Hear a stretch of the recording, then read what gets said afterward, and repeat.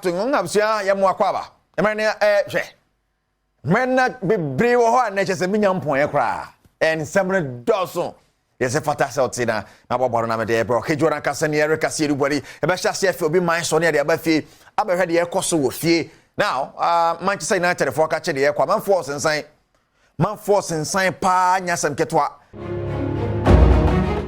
Hasbrook, yes, the man Obi Junior.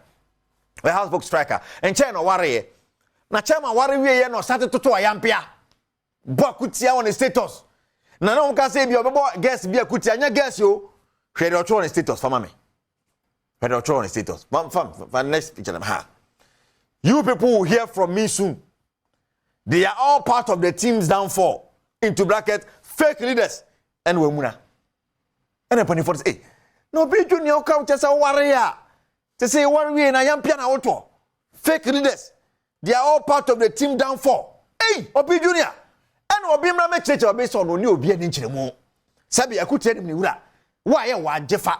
Ye modi. Ye ba ye so wanim se yi. Wanim nsi yi a. Ana na wo jama ho. To Obi Junior kyeremu se omo obi adi. Leader bit me obi a. Nya se CEO and I say board member or see leader.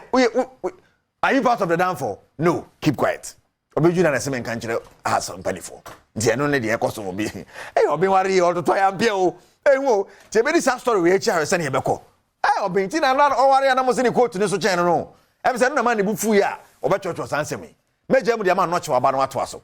Kejuana Kasee ne Kasee rubode. Manche, mapon.